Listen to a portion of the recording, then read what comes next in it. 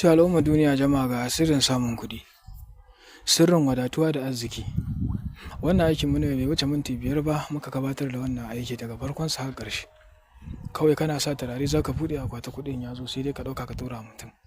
Salin alin ba tare da cewa ga kaza ga kaza ga kaza ga kaza ba. Jama'a wannan sirrin samun kuɗi ne. Jama'a in dai kuɗi kake so dukiya kake buƙata to ga wannan sirrin. In dai kai wannan sirrin wabillahi allazi la ilaha illa huwa amma da izinin Allah ba fiye tsaya mai ta maimaita magana ba, da izinin Allah za ka samu kuɗi. Kai dai kawai ka roƙe shi, roƙi Allah zai biya maka da buƙatanka. Wai za su alaka ibadi anni fa inni qarib ujibu da'wati da'i iza da'ani falyastajibu li wa la'allahum yarshudun. Kuma Allah ya ce inna Allaha ma'as sabirin. Sannan ka kasance wala in shakartu la'azidannakum. Jama'a mutanen ƙasashe da dama musamman na ƙetaren nan Zimbabwe, Kamaru, Togo, Algeria, Mali, Burkina Faso, South Africa, Abu Dhabi, Kwatano, Saudiya, Saudi Arabia, Tanzania, mutanen Jamaica, Abu Dhabi, mutanen da suke a ƙasashe da dama, duk inda musulmi yake har da ma Kirista, ga duk mai buƙatar kuɗi, to da izinin Allah ka same su. Ka daina yawe-yawe, ka yi ta zafi akan na neman sa ko da yaushe.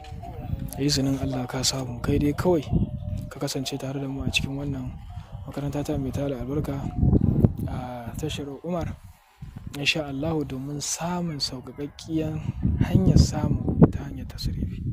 Wannan tasrifin da muke magana a kansa na san ka taɓa jin labarinsa ko da baka taɓa yi ba. Na san ka san me ake nufi da tasrifi.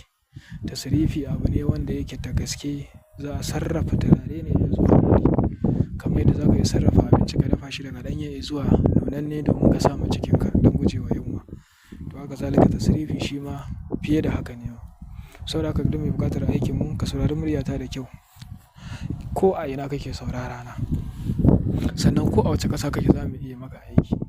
Sannan ka ɗauki duka lambobi na ne kai mun magana a WhatsApp sai mun baka tabbaci tukunna kafin nan mu yi aiki a tare. Domin mu ba ma yin abu rufa-rufa kawai a rarrafe tsohuwa a ce ai sabuwa ce sai bayan ka ɓare sai ka ga abu tsoho ne. Ba ma haka.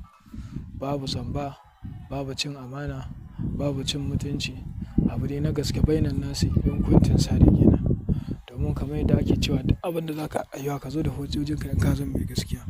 To ka saka yaƙini akan ka riga ka samu. Sannan da Allah duk inda kake muna roƙo da ka mana subscribe sannan kai share ɗin wannan sirri ga duk inda al'ummar musulmi suke da za su yi mana subscribe mu ƙara samun ƙaimin ci gaba da yi muku ayyuka na yau da kullum. Ina muku fatan alkhairi.